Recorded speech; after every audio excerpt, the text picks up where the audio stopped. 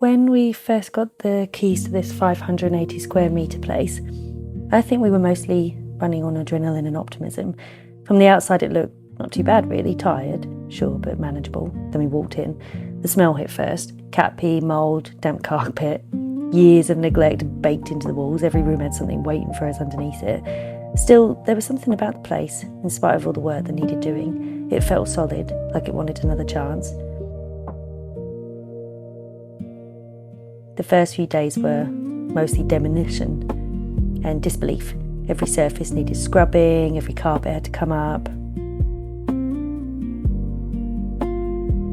Finding hardwood floors hidden underneath ours, honestly, it was the only nice surprise we uncovered. Unlike discovering Riley's room had mould worked right into the boards, or realising Kira's room didn't technically have a floor at all, just concrete, and a massive hole we had to fill before she could even sleep in there. It's day 6 of owning our new house, and last night we actually spent the first night in it. Honestly, the house was an absolute pigsty. Every room felt like a project. Without bedrooms to unpack into, boxes were everywhere, inside and out.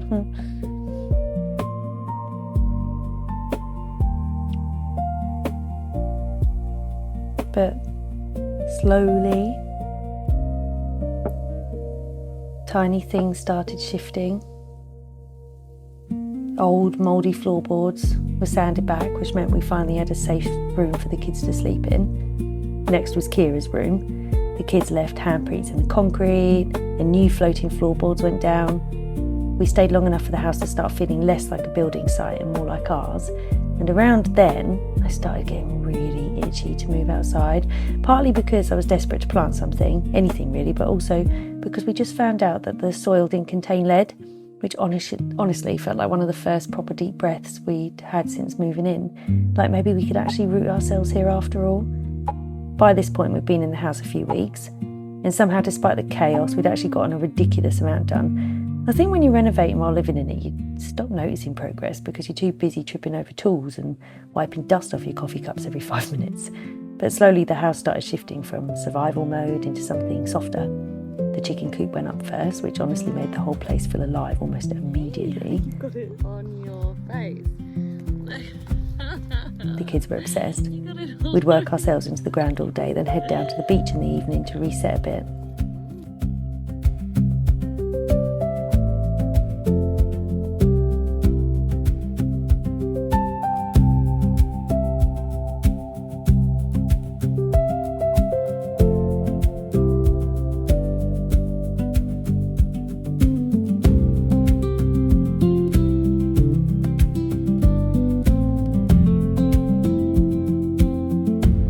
There was one afternoon where it absolutely poured rain. It's flooding!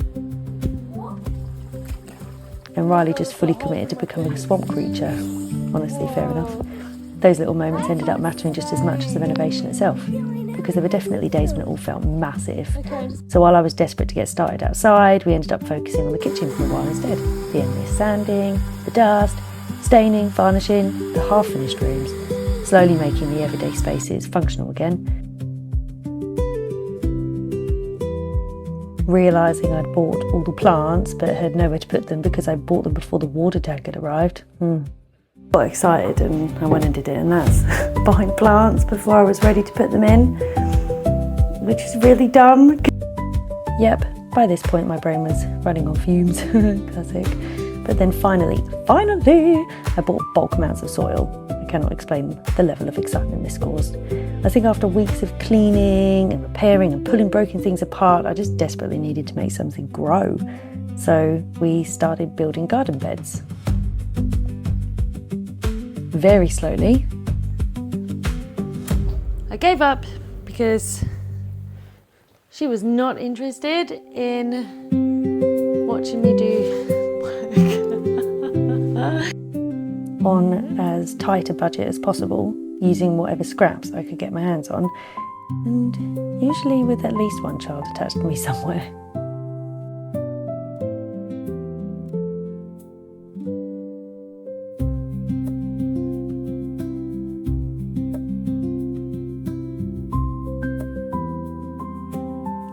slowly, step by step, it came together. There were wheelbarrow races, dirt absolutely everywhere.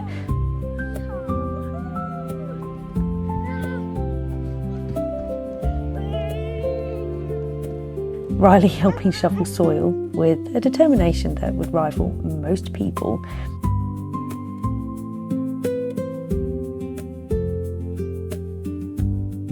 And somewhere in amongst all of it, the place started feeling different.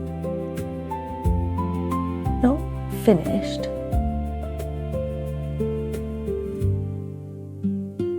Definitely not polished. But lived in. Like the house was beginning to exhale a bit.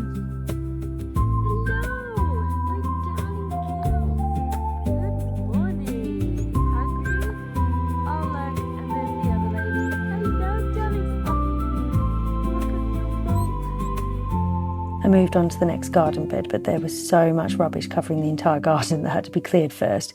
It took days and days. By the end of the second month, every project seemed to overlap with 3 others. While we were still building garden beds, Shan had started pulling the side off the house to get ready for cladding. The toilet was mid-renovation. Plumbing trenches had appeared through the yard like some kind of archaeological dig. And every single room still seemed to contain at least one mystery problem, waiting quietly behind a wall somewhere. At one point we didn't even properly have a toilet, which really adds a special kind of energy to family life. Highly recommend. But somehow, even in the middle of all the dust and noise and half-finished everything, life kept happening around it. The kids kept playing, the garden kept growing, we kept finding little pockets of beauty in amongst the mess. The entire family worked as a team to get the second garden bed finished.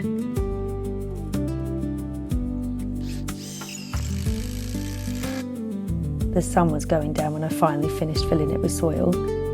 I planted a special cherry tree that evening. I've been holding on to it for years.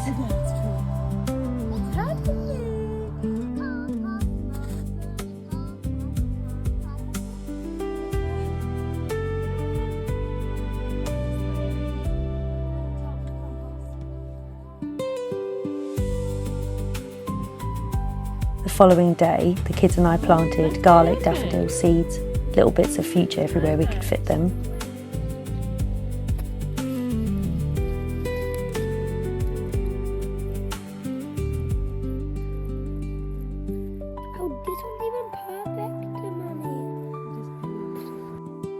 Honestly, felt strangely emotional after everything the house had already put us through, like a small declaration that we were staying. I planted a windbreak in the nature strip because our property acts like a wind funnel for the winter westerly winds. Try to say that 5 times over. Give it 18 months to 2 years, and it will slow and redirect the wind, helping to create, hopefully, a calm little oasis within the fence line. I've still got to get some shade cloth for the main gate, but it's a good start.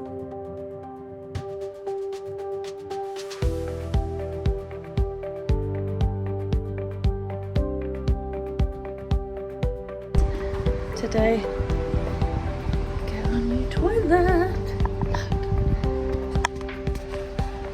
That afternoon I took the kids out to Richmond for a breather and we wandered through this ridiculously beautiful spot surrounded by autumn colour and water and old trees, and I remember thinking how strange it was that our lives felt simultaneously completely chaotic and deeply right. Like we were exhausted, absolutely, but also slowly building something meaningful together. And then we came home and Shan had finished the toilet. I think we have a toilet.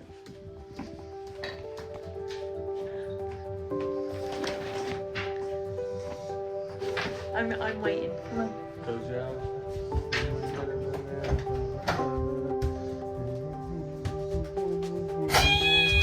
Look at that!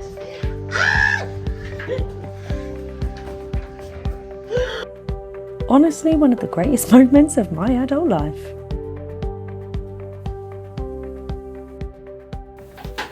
Today is officially the 2-month checkpoint of owning this property. It's time to do a quick tour of the house, I suppose, and see what we've done and what we've achieved. I wanted it to be cleaner. but it's definitely not clean. It's really messy, but I suppose the whole we're in the middle of it thing, it's good that you see the reality, and even nothing's really complete, everything's still just slowly improving, and so it is messy, and as always there's just so much to do. But anyway, oh yeah, he's did all the benches, got a brand new sink full of dishes, it's doing its thing. Everything out there is still a tip. New bench.